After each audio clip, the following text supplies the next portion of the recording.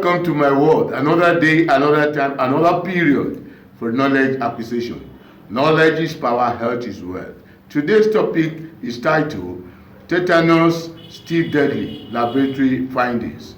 Yes, tetanus has been so deadly in the past, like so many other childhood diseases. But with vaccination, this high rate of infant mortality has been totally reduced, and we have, as a consequence or the result, the increase in world's population. The world population is growing higher, and it's that idea that makes us believe that probably tetanus is no longer deadly.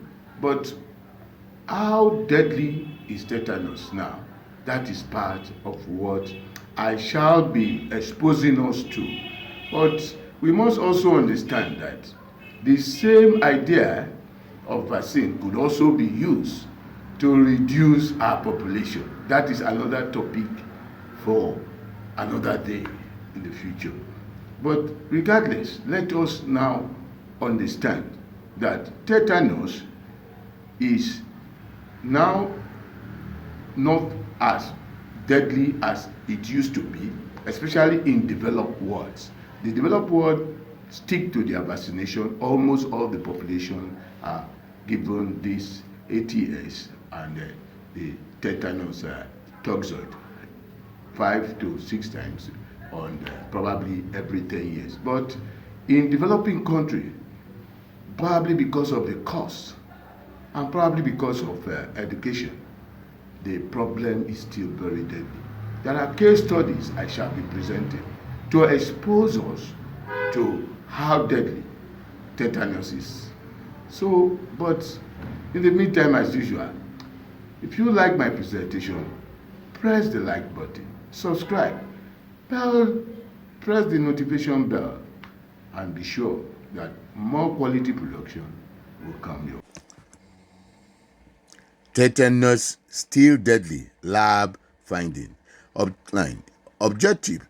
Introduction, case study and assumption, bacteriology of tetanus, treatment, prevention, and control.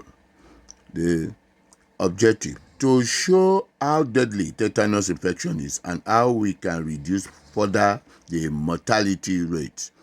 The introduction, tetanus is the name of the infection caused by a bacterium, Clostridium tetani. It is an anaerobic bacillus, that is one that lives without oxygen, and thus when introduced into human tissue, usually at the time of an injury, it can multiply where the oxygen is deficient. WHO describes tetanus as a serious illness contracted through exposure to the spores of the bacterium. Clostridium tetani lives in soil, saliva, dust, and manure. That is, they live there as spores, and they are contracted as spores. Case study, a young man in his early 30s fell inside a gutter with open injury on the foot, and he never took notice, and all he did was, after a week, barely a week, he came down with serious lifting, and he was reported dead. This is neonatal tetanus, where you see the stiffness of the muscles, and the child is undergoing serious serious pain. That is our assumptions. We assume that the first case, the man who fell inside the dish, is a very, very hygienic person. But at times you find that because of the low level of hygiene, the debris will cover up this Clostridium tetani, and it will now grow because the oxygen will not reach there. So usually when people die like that, we query why, and at times they ascribe it to spiritual diabolic forces.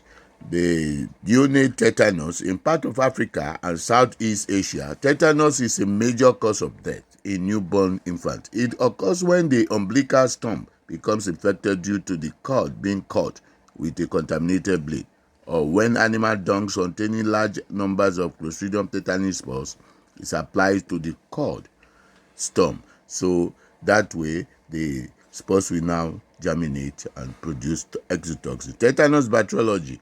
It is gram-positive, non-capsulate anaerobic rod and forms spores. That's how it lives. Motile, but type 6, subtype 6. The blood agar picture is hemolytic, and you have to grow it anaerobically. You can identify it by subculturing and having the plate, so the area where there is antitoxin, and then the biochemistry is indoor positive. It can be identified presumptively by the blood agar antitoxin test. This is just the gram stain of Clostridium tetani. You can see the club. That's where the spores are, terminal spores. Treatment. The incubation period varies from 2 weeks to several months. The first symptoms are usually headache and depression, followed by difficulty in swallowing and in opening the jaw, stiff neck. Stiffness of the neck develop, and gradually a spasm of the cheek muscles set the face in a peculiar sardonic grin. Eventually the spasm spread to all the muscles of the body. Cleanliness is very necessary. In treatment, you clean the wound, you apply antibiotics, then you you give antitoxin to neutralize the exotoxin produced by the organism. Then the effort is made at reducing the muscle spasm and supporting or aiding respiration, because when you don't breathe, you die regardless. Prevention and control. WHO guideline for tetanus. To be protected throughout life, WHO recommends that an individual receive 6 doses of TTCB. The 3-dose primary series should begin as early as 6 weeks of age, that is when the baby is born, with subsequent doses given within a minimum interval of 4 weeks between doses. The tetanus booster.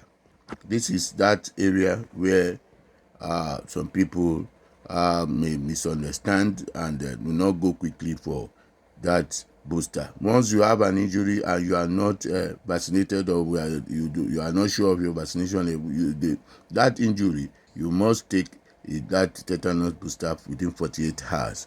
The anti-tetanus ATS and toxoid. ATS is the serum that can be used for both prevention and treatment of tetanus, whereas the toxoid used for prophylaxis, just for prevention. It is only used for prevention. It is obtained from the hyperimmunized horse blood.